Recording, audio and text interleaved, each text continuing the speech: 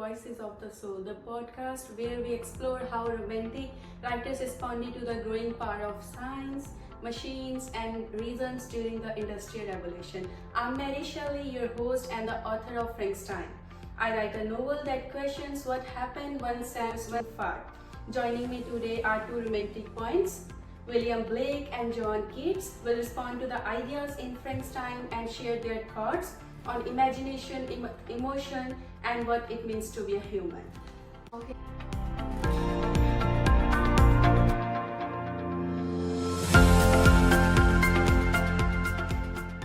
Yeah, I guess let's introduce yourself, please. I am William Blake. And I am John Keats. Okay, so our first topic is the cost of creation. So here the main question is, what happens when science creates life but forgets compassion? Let's begin with Victor Frankenstein. He creates life using science but abandons the creature he brings to life. My warning is, writing this was simple discovery without responsibility is dangerous. When the creature wakes, Victor runs. He says, I worked hardly for nearly 2 years, but now that I had finished, the beauty of dream vanished. So let's listen from William Blake. What's your point? Exactly. The victor made life but forget to accept it. He didn't give any kind of love and support to him. So I once wrote in my poem a robin redbreast in a cage puts all heaven in the rich. It means that the creature was never born to be a monster. World and people made him to feel like he is a monster, he is a bad thing in the world. Oh, exactly. So let's listen from the kids. What's your point of view? Exactly. The monster words are, I was benevolent and good, misery made me a faint. He started with the kindness, but pain changed him. Yeah.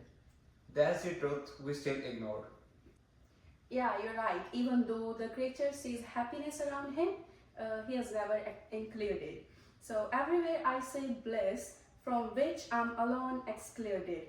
His story is a warning about progress without a hurt. It's not a science that's wrong, that's how we see it.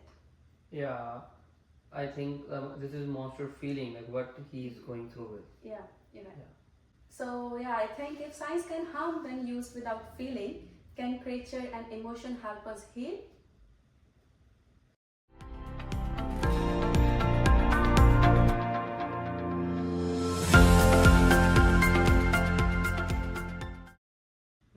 This is the thing we have to figure it out. So here my second question is nature more healing than a science? Yes. Exactly. Even in my novel, nature is where the creature finds peace. The sublime and magnificent scenes afforded me the greatest consolation. Nature gives him what people want: calm, beauty, and time to think. Let's hear it from the Blake. Yeah, I agree with that. Nature helps us to remember who we are. If a creature feels that humans cannot deny, meaning that if creature feels bad negativity, like he thinks like he is a monster, it is not his mistake. He get through when he meets with the nature. I once wrote, till the William leaves the path of ease. It means our machines and the new logic and modernization trap the soul. They didn't let us know who we are and how we have to react with someone. Yeah, what's your point of view?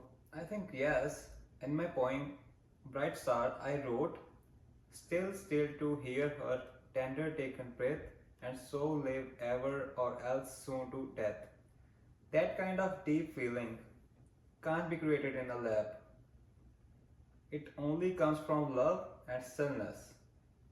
Yeah, nature reflects the creature's soul. Yeah. When he's calm, the world looks beautiful. When he's angry, the sky turns grey. Nature shows us who we are. It can guide us better than any machine. Yeah, we cannot ignore nature and we cannot compare it with machines and modernization. Which brings us to our next question: what really makes us a human?